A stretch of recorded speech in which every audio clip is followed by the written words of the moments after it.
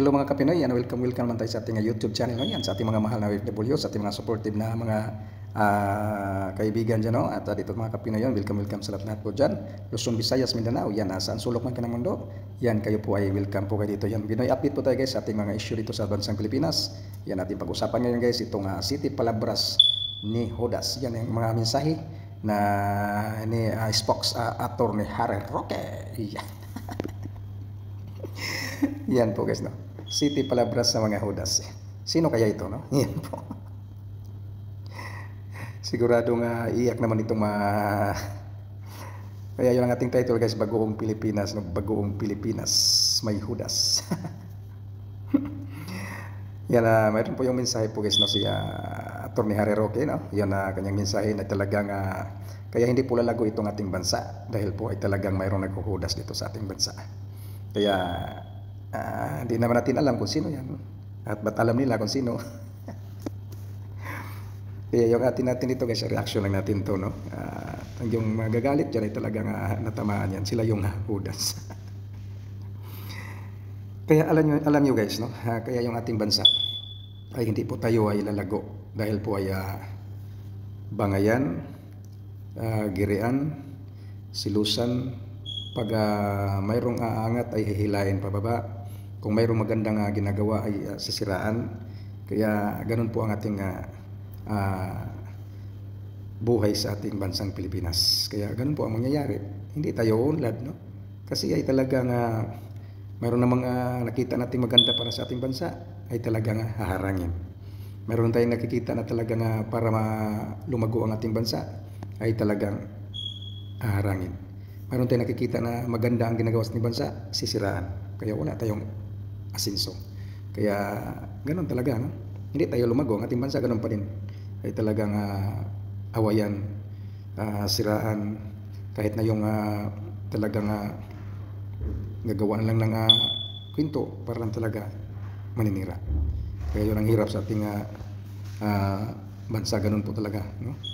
Kaya wala tayong hindi tayo sa ating bansang Pilipinas kasi puro na lang siraan.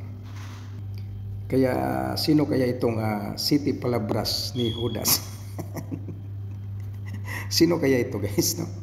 Kaya alam nyo na yan, no? Kayo na alam nyo na yan. Ay nako.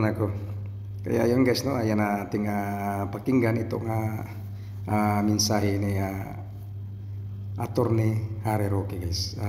Pakinggan natin kanyang mensahe. Yan at ating komentuhan at reaction tayo dito guys, no? Please watch this video guys. Ihambing ko ang pagtataksil ni Judas sa ating Panginoon sa pagtataksil na isang Judas sa ating lipunang Pilipinas ngayon.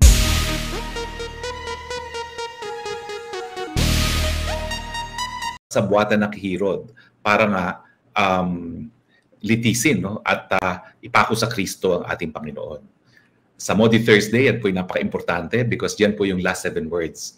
At diyan po na nalaman ng ating Panginoon yung pagtataksil ng isa sa kanyang 12 disciples na si Judas, no?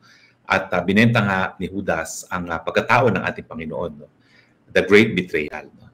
At dahil po diyan, sumunod na ang Good Friday kung saan napako ang ating Panginoon, ang Black Saturday kung saan nailibing ang ating Panginoon, at siyempre po ang pinaka-importanting araw sa Semana Santa, ang Easter Sunday, ang pinaka-importanting okasyon sa ating pananampalataya mga Kristiyano, yung muling pagkabuhay ng Panginoon, dahil talagang ang paniniwala po natin ay nagkakaroon tayo ng buhay na walang hanggan sa ating Panginoon kung tayo po itatanggap ni Kristo bilang tagapagligtas, no?